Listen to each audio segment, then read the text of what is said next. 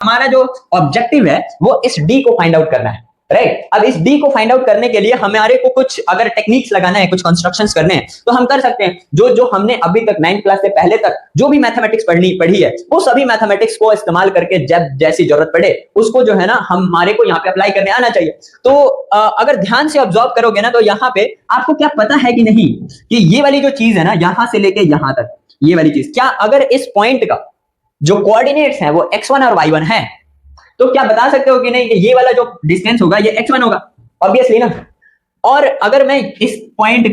को इस पॉइंट तक का जो y एक्सिस से परपेंडिकुलर डिस्टेंस की बात करूं यहां से लेके यहां तक, तो क्या मैं इसको बोल सकता हूं कि नहीं कि ये x2 होगा, राइट। यहां पे ये जो x2 कोऑर्डिनेट इस पॉइंट का लिखा गया है, इस x2 पॉइंट का मतलब क्या होता है, मैंने अपने फर्स्ट वीडियो के अंदर बताया था कि कोऑर्डिनेट के अंदर जो सबसे पहला कोऑर्डिनेट होता है, जो पहला कोऑर्डिनेट है कोई भी पॉइंट का जो पहला कोऑर्डिनेट है वो y एक्सिस से कितनी दूरी होती है ये बताता है, परपेंडिकुलर डिस्टेंस को बताता है। तो यहां से लेके यहां तक x2 हो गया, राइट। अगर मैं बोलूं कि यहां से लेके फिर यहां तक क्या होगा, यहां से लेके यहां तक क्या होगा, राइट। तो अब यहां से लेके यहां तक x2 है, ये x1 है, तो ऑब्वियसली ये वाली चीज x2 - x1 होगी, यस और नो,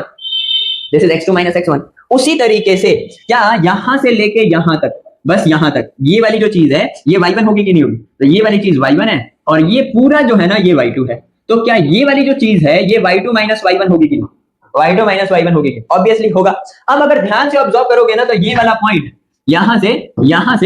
अगर ध्यान से देखो, ये वाला इस ट्रायंगल बोल सकता हूं ABC, ये इस ट्रायंगल को ऑब्जर्व करो, इस ट्रायंगल को ऑब्जर्व करो। इस ट्रायंगल के अंदर क्या मैं पाइथागोरस थ्योरम लगा सकता हूं कि नहीं। यहां पे आप लोगों ने 6th क्लास में पढ़ा था कि यूज पाइथागोरस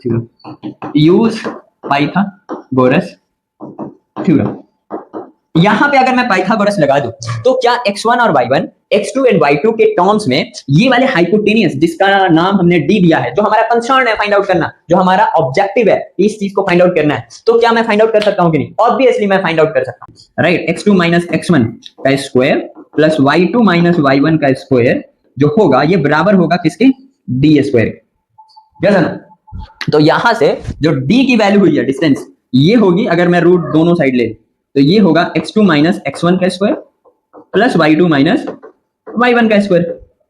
अब एक बात बताओ, ठीक है, तो ये जो है ना जो आपको रिजल्ट यहां से निकल के आया ना, ये रिजल्ट जो निकल के आया ना, ये रिजल्ट आपको बताता है कि डिस्टेंस कैसे फाइंड आउट किया जा सकता है किसी प्लेन के अंदर दो पॉइंट्स के बीच का,